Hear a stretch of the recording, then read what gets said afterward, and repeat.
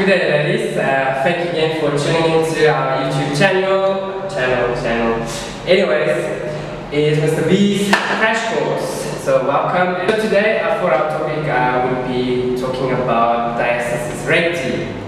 So because barely any pregnant lady after you've given birth are aware of the complications and the symptoms for Diastasis Recti, and you just go on and either start exercising by yourself, which you have no idea if you're doing it correct or so. So Diastasis Recti is for most pregnant women who see the complications, and I'm struggling.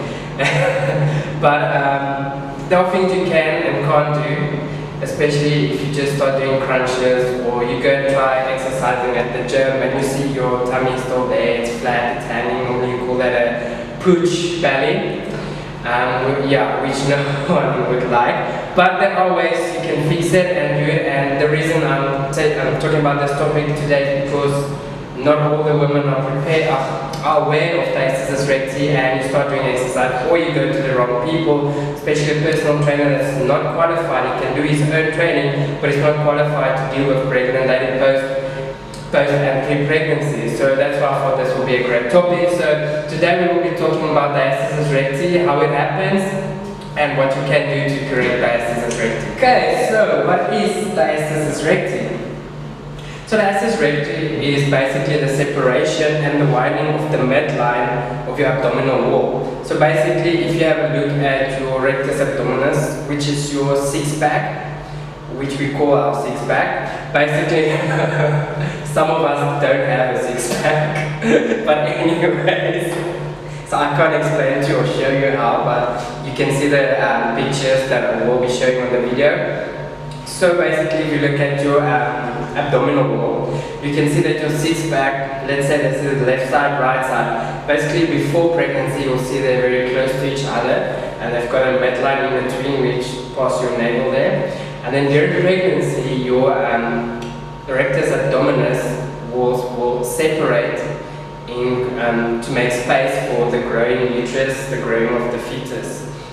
So basically, that's when for most pregnant women, you will see as your belly grows, your rectus abdominis will separate, and then the line in between that connects these two, the rectus abdominis together, are called the linea alba. They are made up of collagen and elastin. Now, for rectus abdominis to happen is basically when these two muscles are widened and they separate from each other, and then after pregnancy, you'll see that these muscles, they don't come back together, so they don't return to their original shape or origin. And then that's when you can be diagnosed with Diastasis Recti. So also the linea alba, when you have Diastasis Recti, it stretches. So basically it stretches too far and it's very, very thin. So that's when the collagen and everything didn't do their magic. So they didn't put the muscles together afterwards. So that's Diastasis Recti, is the separation and widening of your abdominal walls, especially the rectus abdominis, which is your six-pack muscle. So the left and the right side. Do not return to going straight to the gym and just jumping into crunches and all of those things, because crunches, any wrong movements of the abdominals will actually put more pressure on the inside of the abdominal wall, which will cause this rectus abdominis and to separate more from each other, and you'll just actually make it worse. So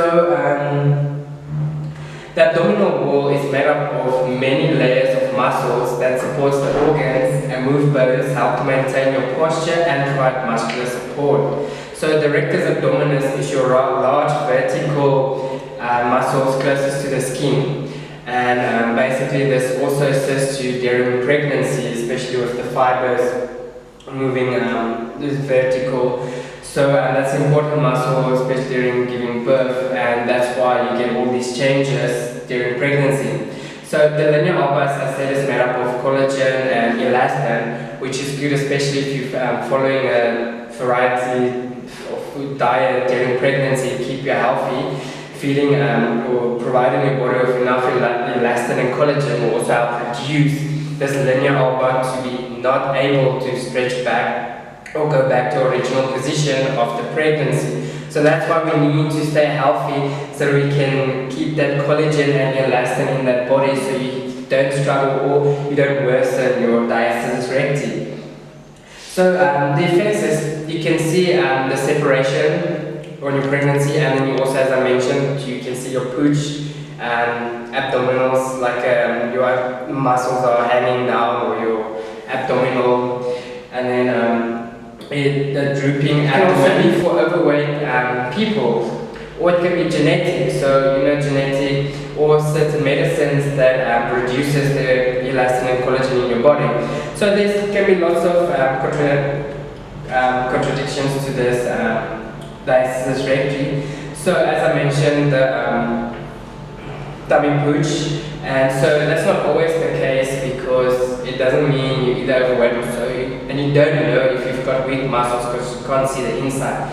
So that's always good to go see your doctor, let her diagnose you with diastasis recti first before you start doing your own thing or just jumping into any fitness. So the first thing you can look for is the gap in your muscles of the abdomen. So basically what you can do is when you're lying down on your back or your feet flat on the floor, you can slightly lift up your head and your shoulders from the floor, and then feel in between, above your navel around there. You can put in your fingers, your index finger and your middle finger. I want to show it, sorry.